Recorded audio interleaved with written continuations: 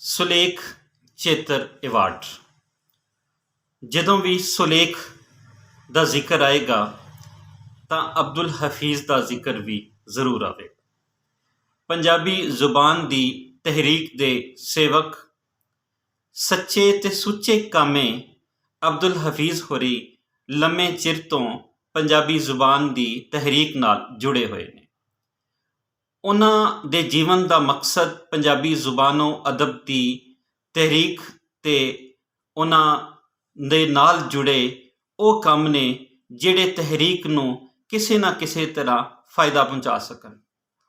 ਸੁਲੇਖ ਵਰਗੇ ਇਦਾਰੇ ਰਾਹੀਂ ਉਹਨਾਂ ਨੇ ਬਹੁਤ ਸੋਹਣੀਆਂ ਕਿਤਾਬਾਂ ਛਾਪੀਆਂ ਤੇ ਛਾਪ ਰਹੇ ਨੇ।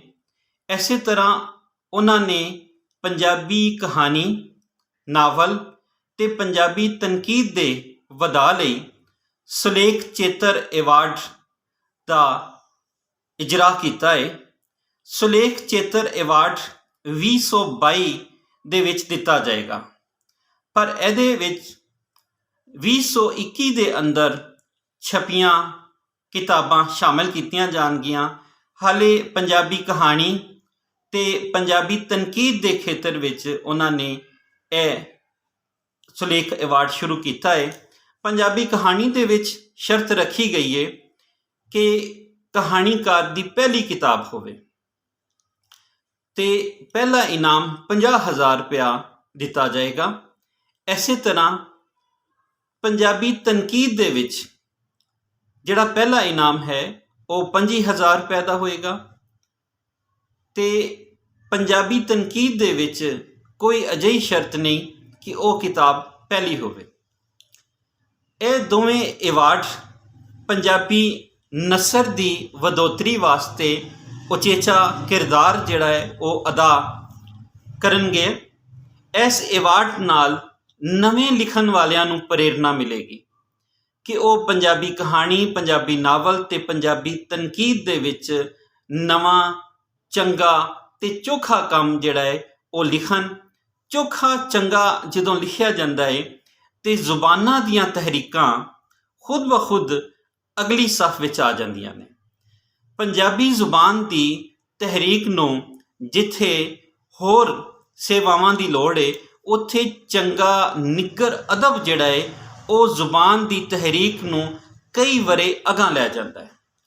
ਆਸ ਕਰਨੇ ਆ ਕਿ ਸੁਲੇਖ ਚੇਤਰ ਐਵਾਰਡ ਰਾਹੀਂ ਨਵੀਂ ਪੀੜ੍ਹੀ ਨੂੰ ਪ੍ਰੇਰਨਾ ਮਿਲੇਗੀ ਤੇ ਉਹ ਜ਼ਿਆਦਾ ਤੋਂ ਜ਼ਿਆਦਾ ਪੰਜਾਬੀ ਕਹਾਣੀ, ਪੰਜਾਬੀ ਤਨਕੀਦ, ਪੰਜਾਬੀ ਨਾਵਲ ਰਾਹੀਂ ਪੰਜਾਬ, ਪੰਜਾਬੀਅਤ ਤੇ ਪੰਜਾਬੀ ਜਿਹੜੇ ਵਸਦੇ ਨੇ ਉਹਨਾਂ ਦੇ ਹੱਕਾਂ ਦੀ ਗੱਲ ਕਰਨਗੇ ਤੇ ਇਹ ਐਵਾਰਡ ਹਾਸਲ ਕਰਨਗੇ।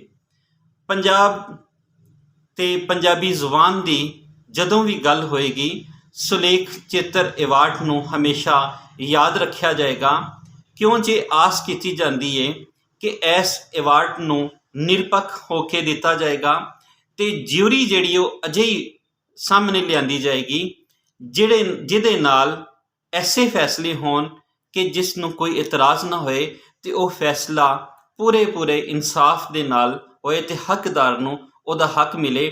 ਜਦੋਂ ਹੱਕਦਾਰ ਨੂੰ ਹੱਕ ਮਿਲੇਗਾ ਤਾਂ ਫਿਰ ਐਵਾਰਡ ਦੀ ਕਦਰ ਵੀ ਵਧੇਗੀ ਤੇ ਉਸ ਕਾਰੀ ਦੀ ਤੇ ਉਸ ਲਿਖਾਰੀ ਦੀ ਵੀ ਕਦਰ ਵਧੇਗੀ ਜਿਹੜਾ ਪੰਜਾਬੀਅਤ ਤੇ ਪੰਜਾਬੀ ਜ਼ੁਬਾਨ ਦੀ ਗੱਲ ਕਰਦਾ ਹੈ ਆਪਣੇ ਲਿਖਤ ਵਿੱਚ, ਆਪਣੀ ਸੋਚ ਵਿੱਚ। ਤੇ ਇਹੀ ਸੋਚ ਜਿਹੜੀ ਹੈ ਉਹ ਸੁਲੇਖ ਦੀ, ਅਬਦੁਲ ਹਫੀਜ਼ ਤੇ ਉਹਨਾਂ ਦੇ ਸੰਗੀ ਸਾਥੀ ਸਾਰਿਆਂ ਦਾ ਜਿਹੜਾ ਅਸਲ ਮਿਸ਼ਨ ਹੈ ਉਹ ਇਹੀ ਹੈ ਕਿ ਪੰਜਾਬ ਦੀ, ਪੰਜਾਬੀ ਦੀ ਤੇ ਪੰਜਾਬੀਅਤ ਦੀ ਗੱਲ ਜਿਹੜੀ ਹੈ ਉਹ ਹੁੰਦੀ ਰਹੇ। ਸੁਲੇਖ ਚੇਤਰ ਐਵਾਰਡ ਨੂੰ ਜੀ ਆਇਆਂ ਨੂੰ ਆਖਦੇ ਹਾਂ ਤੇ ਆਸ ਕਰਦੇ ਹਾਂ ਕਿ ਇਹ ਐਵਾਰਡ ਦਾ ਸਿਲਸਿਲਾ ਜਾਰੀ ਰਹੇਗਾ ਤੇ ਹਮੇਸ਼ਾ ਇਸ ਐਵਾਰਡ ਰਾਹੀਂ ਉਹ ਲਿਖਾਰੀ ਸਾਹਮਣੇ ਲਿਆਏ ਜਾਣਗੇ ਜਿਹੜੇ ਪੰਜਾਬੀ ਦੀ ਸੇਵਾ ਨੂੰ ਆਪਣੀ ਜ਼ਿੰਦਗੀ ਦਾ ਮਿਸ਼ਨ ਬਣਾ ਲੈਣਗੇ। ਅਬਦੁਲ ਹਫੀਜ਼ ਵਰਗੇ ਪੰਜਾਬੀ ਸੇਵਕ ਜਿਹੜੇ ਹੈ ਨੇ ਉਹ ਵੀ ਇਹਨਾਂ ਦੇ ਨਾਲ ਜੁੜਨਗੇ ਤੇ ਹੋਰ ਪੰਜਾਬੀ ਸੇਵਕ ਸਾਹਮਣੇ ਆਉਣਗੇ, ਜਿਸ ਨਾਲ ਪੰਜਾਬੀ ਤਹਿਰੀਕ ਅਗਾਂਹ ਤੋਂ ਅਗਾਂਹ ਵੱਧਦੀ ਜਾਵੇਗੀ।